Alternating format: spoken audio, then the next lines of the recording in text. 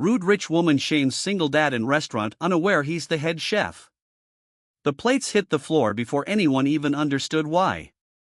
Marcus stood perfectly still in the middle of the dining room, a white apron tied around his waist, his hand steady even as the woman in front of him screamed loud enough for the whole restaurant to hear. "Do you have any idea who I am?" she shouted, her face red, her diamond earrings shaking with every word. "I want you fired. Tonight. I want your manager, and I want the person responsible for this disgusting excuse of a meal fired on the spot." The dining room had gone silent. Forks stopped mid-air. A waiter froze by the kitchen door, a tray balanced on his shoulder, too afraid to move. Marcus said nothing. He simply looked at the plate on the floor, the seared duck breast, the cherry reduction, the roasted fingerling potatoes he had personally plated 12 minutes earlier, now scattered across imported Italian tile. "You don't even know who's cooking for you," he said quietly. It wasn't a threat. It was almost sad, the way he said it. The woman scoffed. "I don't need to know some dishwasher's name to know he can't cook." That was when the manager came rushing out from the back, pale, sweating, and looking directly at Marcus with something close to panic in his eyes. "Chef," the manager said, "I am so sorry, I didn't know you'd already." The word landed in the room like a dropped glass. "Chef." The woman's face changed first. Then her husband's.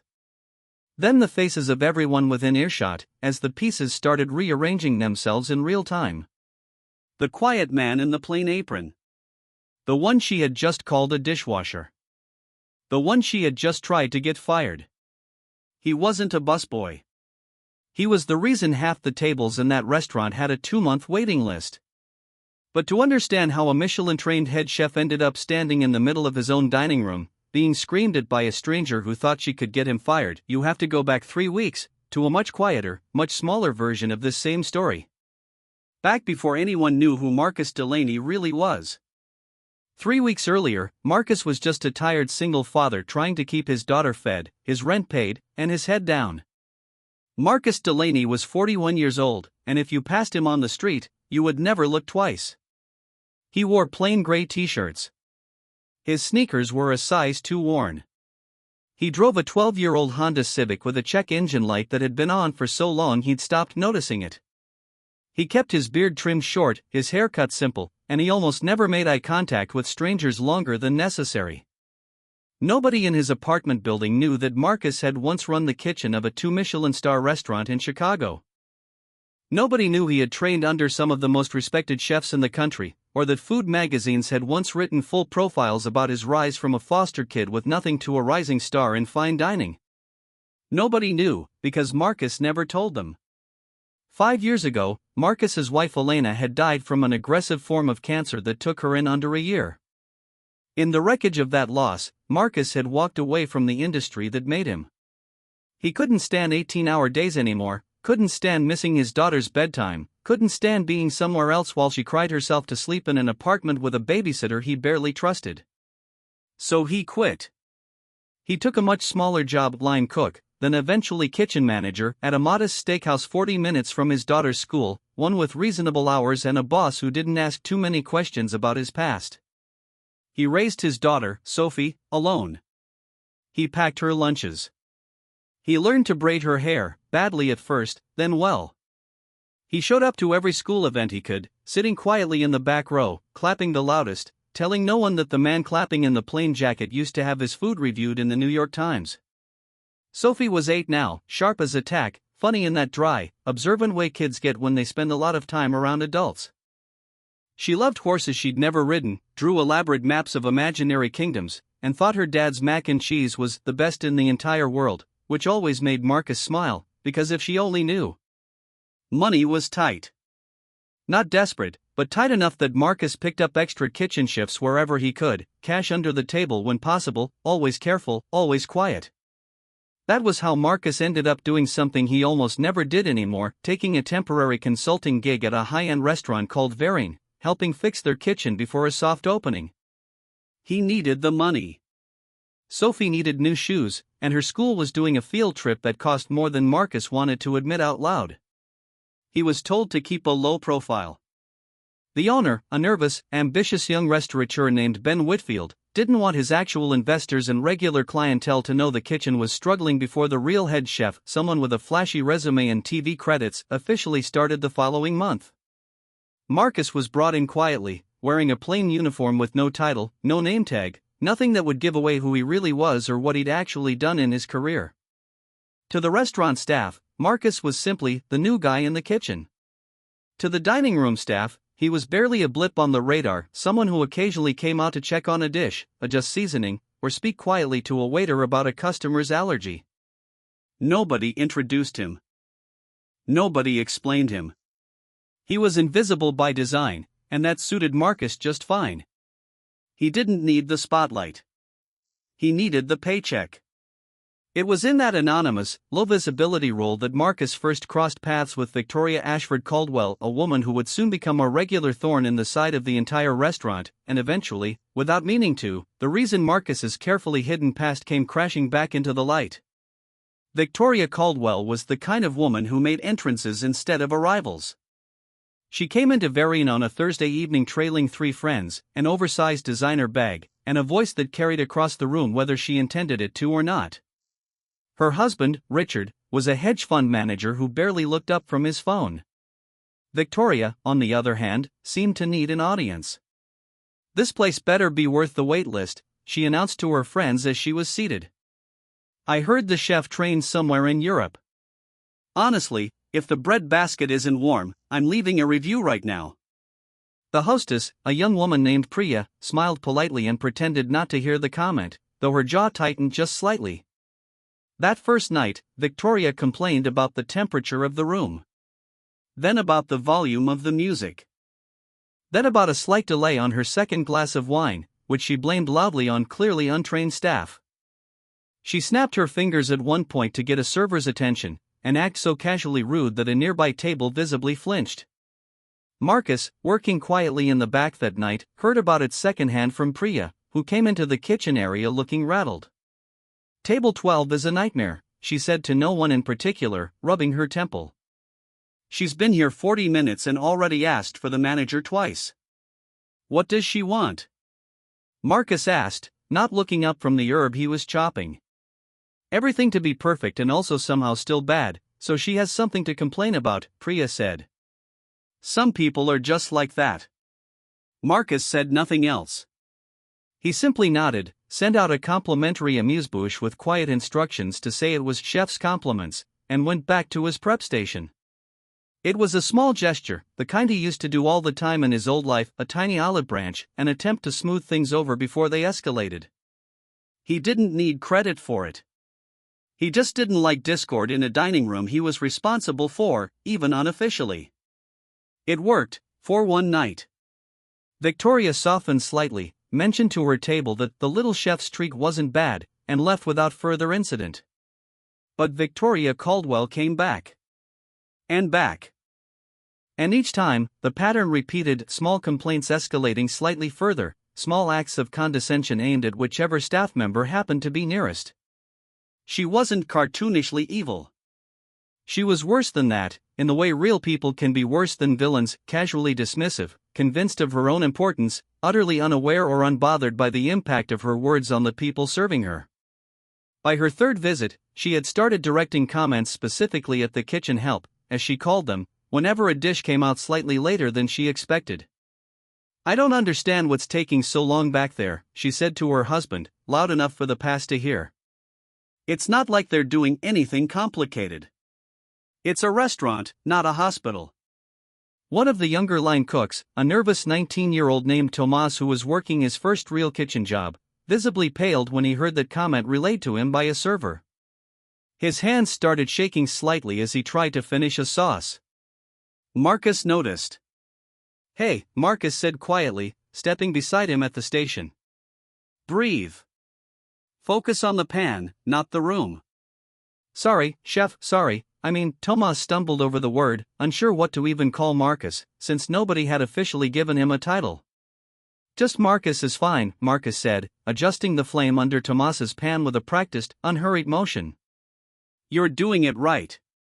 Don't let her rush you into messing it up."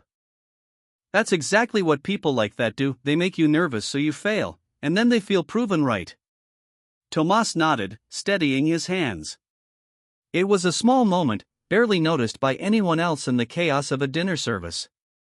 But it was the first quiet clue buried in Marcus's calm authority, his instinctive way of managing a rattled young cook, the ease with which he corrected a flame and a plating error without raising his voice, that this temporary kitchen guide was not what he appeared to be. Nobody clocked it yet. Not really. Except maybe Ben, the owner, who found himself increasingly relying on Marcus's quiet suggestions whenever something in the kitchen went sideways. The pattern of small indignities continued to build over the following 2 weeks, each one slightly worse than the last, each one aimed a little more directly. There was the night Victoria demanded a completely new tablecloth because she claimed she saw a stain, though the staff who checked it afterward found nothing. There was the night she asked to speak to the sommelier and then spent 10 minutes lecturing him, a man with 15 years of experience, about wine pairings she'd apparently read about in a magazine. Then came the moment that truly deepened the emotional stakes of the story, the gut punch moment that had nothing to do with Marcus at all, but everything to do with the kind of person Victoria was. It happened on a Friday night, one of Varian's busiest. An elderly woman named Ruth had come in with her adult granddaughter to celebrate Ruth's 80th birthday. Ruth was soft-spoken, a retired schoolteacher, dressed modestly in a floral cardigan, clearly out of her element in a restaurant this upscale, clearly there because her granddaughter had saved up to make the night special. Somehow, Ruth's table ended up seated near Victoria's group.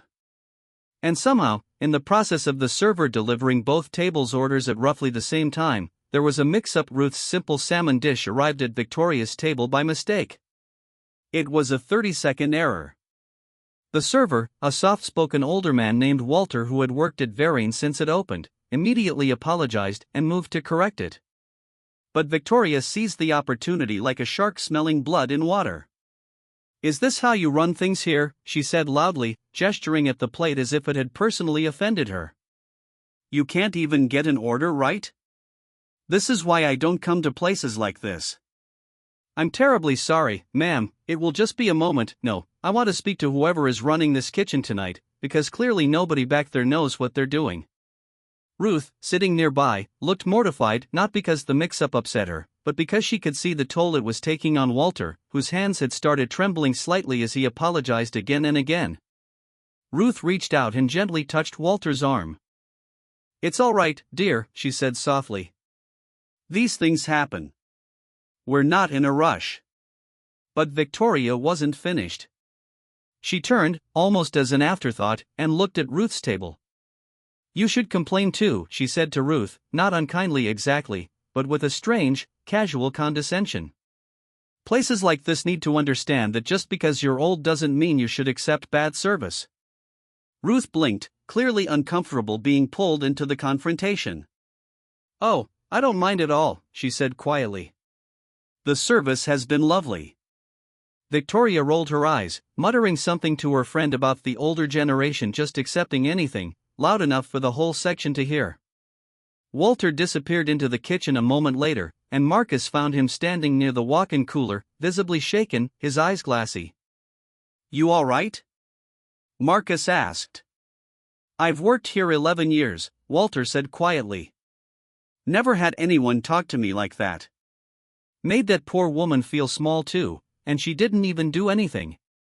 He shook his head, trying to compose himself. "Sorry, chef. I'll be fine. Just needed a second."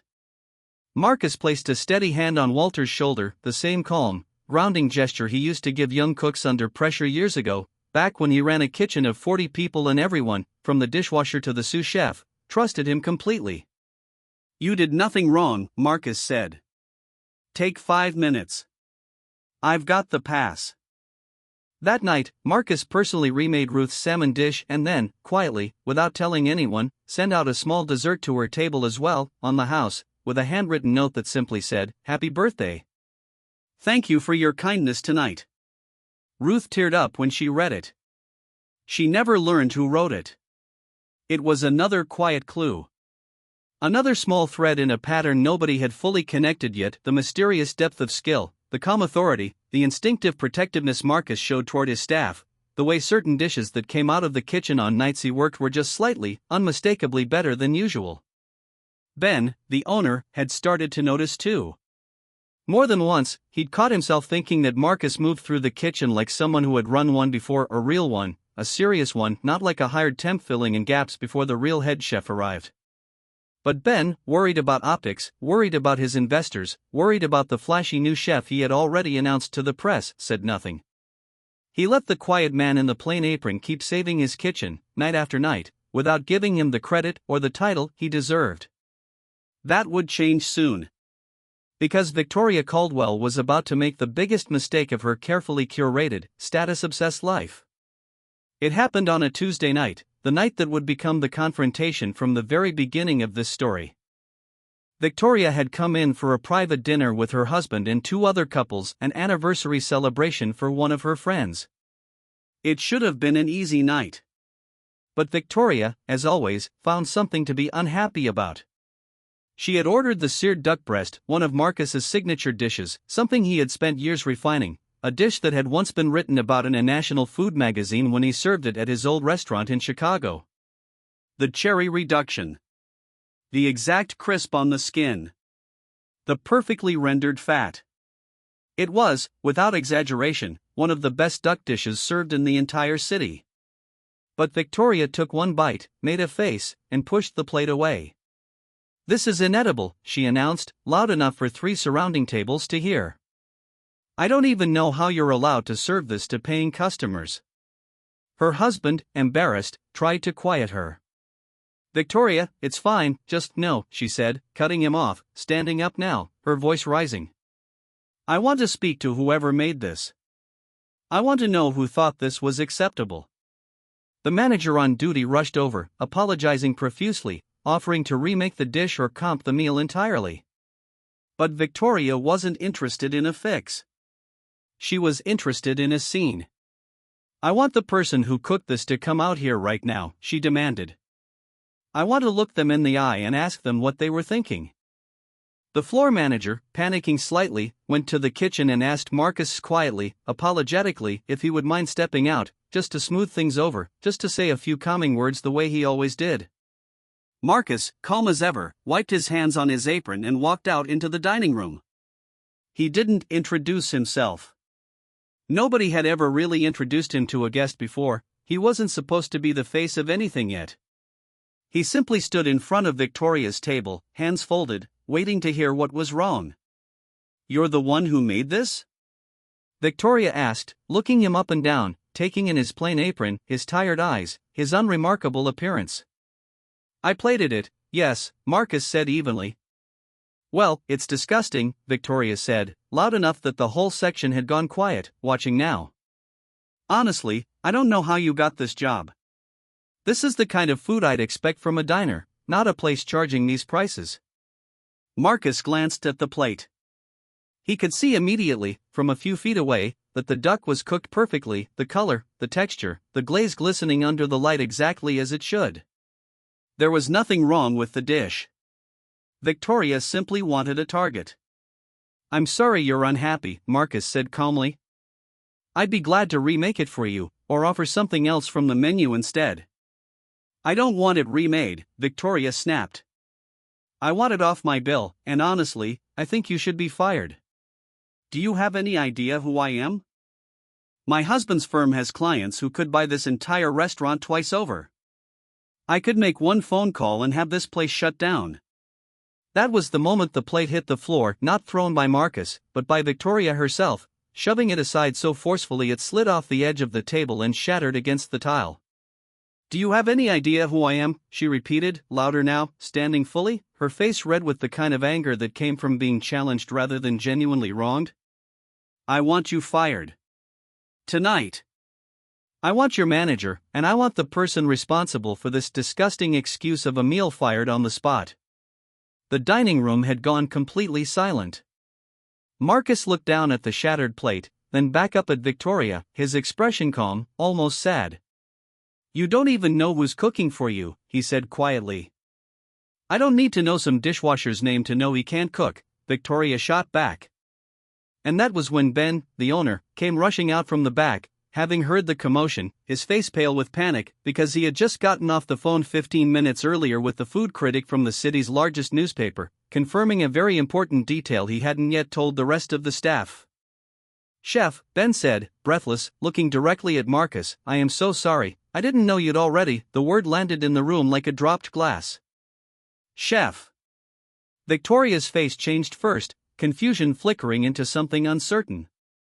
Then her husband's face shifted too, his eyes narrowing slightly as he looked between Ben and Marcus.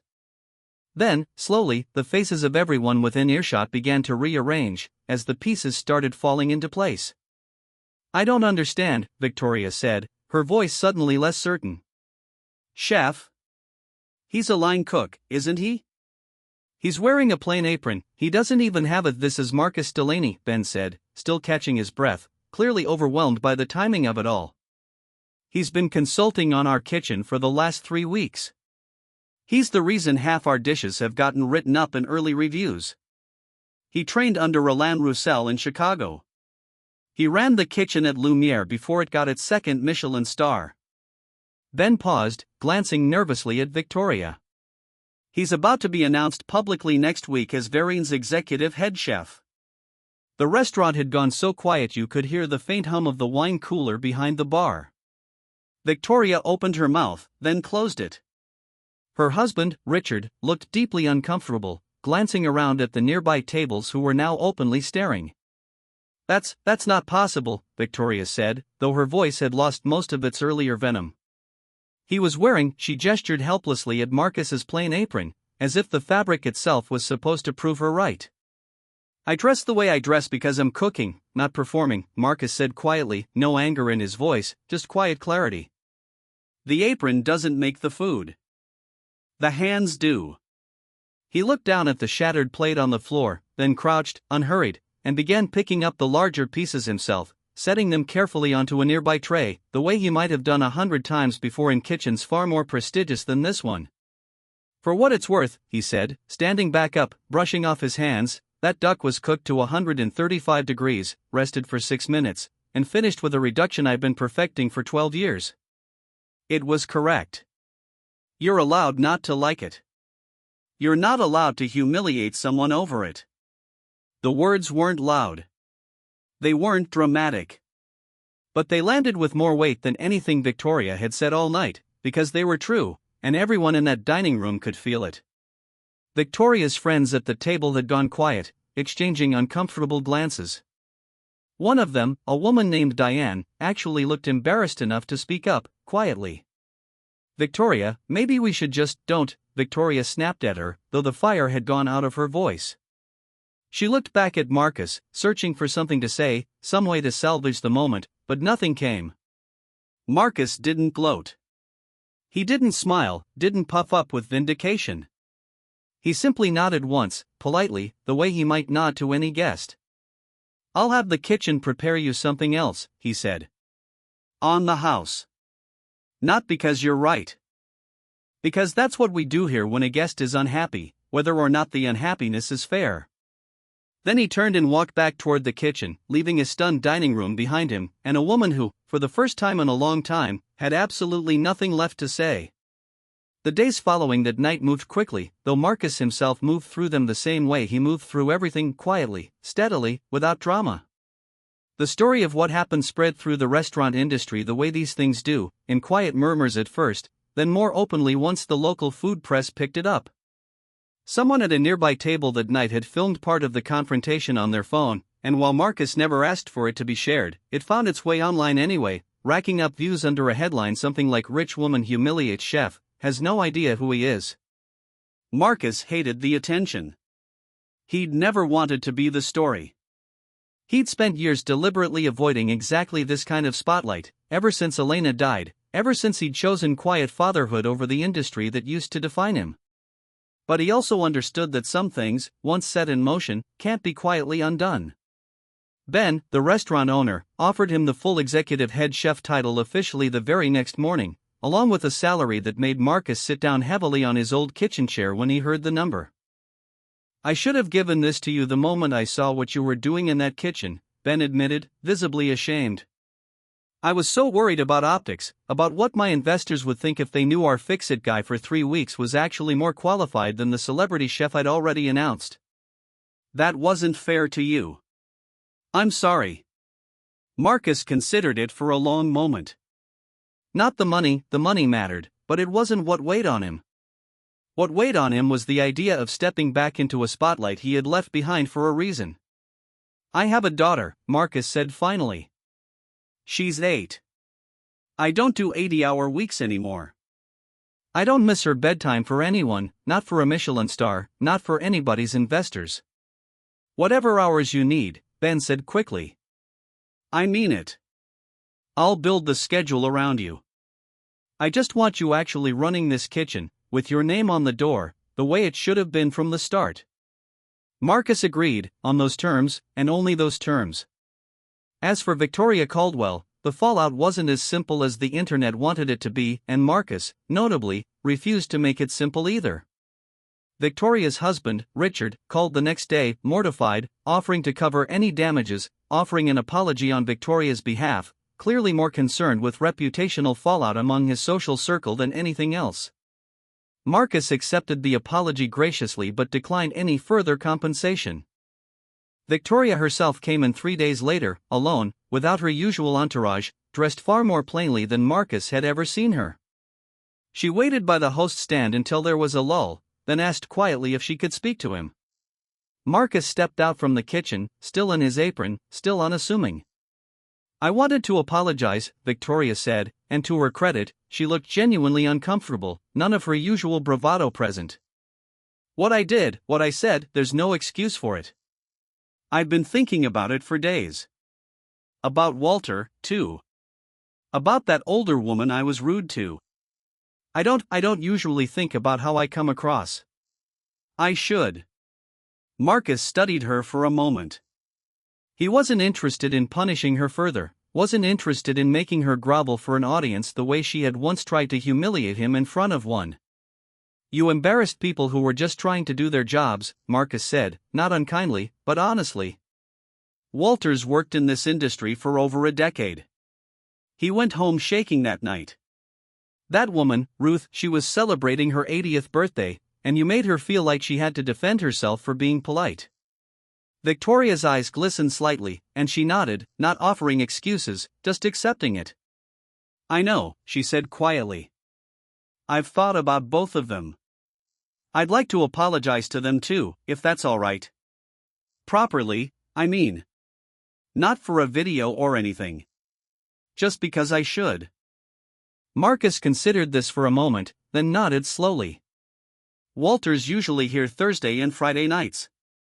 Ruth comes in with her granddaughter sometimes, I could pass along a message if she does.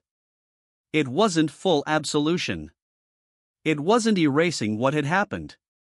But it was something, a small, human moment of accountability that mattered more, in Marcus's mind, than any online outrage cycle ever could. Walter, for his part, accepted Victoria's apology when she returned that Thursday, quietly, without fanfare. He told her, simply, that everyone has bad nights, but that the way we treat people who can't fight back says everything about who we are. Victoria left that conversation looking, for the first time since Marcus had met her, genuinely humbled rather than performatively sorry. Ruth never even found out who had sent her that dessert on her birthday, until Marcus, weeks later, mentioned it gently when she came in again with her granddaughter. Ruth cried a little, then laughed, then insisted on shaking Marcus's hand personally, calling him the kindest young man she'd met in years, which made Marcus smile more than any review or headline ever had. As for Tomas, the nervous young line cook who had once trembled under Victoria's careless comments, Marcus made a point of taking him under his wing properly. He taught him knife techniques passed down from his own mentors years ago, corrected his mistakes patiently, and told him, more than once, that the mark of a good cook wasn't perfection, it was how you recovered when things went wrong. You're going to have nights where everything falls apart, Marcus told him one evening, months after the incident, as they closed down the kitchen together. Doesn't matter how good you get. What matters is you don't let anyone make you believe you're not good enough to keep trying. Tomas nodded, taking the words seriously, the way young cooks do when someone they respect finally tells them something true. Marcus never became the kind of chef who craved attention, even after the story of that night made him something of a local minor celebrity for a while. He turned down 2 television interview requests. He agreed to exactly 1 newspaper profile, and only because the reporter promised to focus on the food, not the viral moment. What Marcus did care about, deeply, was Sophie. Every night, no matter how demanding the kitchen got, no matter how many new reservations poured in once word spread about Varian's true head chef, Marcus made sure he was home in time for her bedtime. He still packed her lunches. He still let her help him cook on Sundays, even though her chopping technique remained, charitably, a work in progress. He still sat in the back row at her school events, clapping the loudest, still quiet, still unassuming, except now, sometimes, a stranger would recognize him from the video and whisper to their neighbor, "That's the chef, you know, from that restaurant." Marcus never let it change how he treated people. If anything, the whole experience deepened something in him, a quiet resolve to keep being the kind of person who defended his staff, who remade a rude woman's dinner with grace instead of spite, who found room to forgive without forgetting the lesson underneath it. Varian flourished under his leadership. Reviews poured in praising not just the food, but the atmosphere of the kitchen itself, staff who spoke about their head chef with real loyalty, a rare thing in an industry known for tyrannical personalities and screaming matches. Marcus built something different, something steadier, something kinder, because he remembered exactly what it felt like to be dismissed, underestimated, looked at like he was less than what he actually was. One evening, months later, as the restaurant buzzed with the comfortable hum of a full house, Sophie sat on a stool near the pass, swinging her feet, watching her dad work with the same quiet focus he always had, the same focus that had built 2 Michelin stars in another life, the same focus that had once calmed a nervous young cook's shaking hands, the same focus that had, without ever raising his voice, turned one of the worst nights of his professional life into the moment everything finally, rightfully, fell into place. "Dad," Sophie said, watching him plate a dish with careful precision, "were you scared? That night that lady was mean to you?" Marcus considered the question honestly, the way he always tried to with her. "A little," he admitted. "But I've learned something important, kiddo. It doesn't matter how loud someone is, or how much power they think they have. What matters is how you treat people when you finally have the power to do something about it." Sophie nodded seriously, the way 8-year-olds do when they're trying very hard to understand something important. Marcus smiled, wiped his hands on his apron, and looked out at the dining room, full, warm, alive with the quiet clatter of dinner service, and thought, not for the first time, that sometimes the loudest lessons come from the quietest people in the room. Because in the end, greatness was never about being seen. It was about who you chose to be, especially in the moments when nobody was watching at all.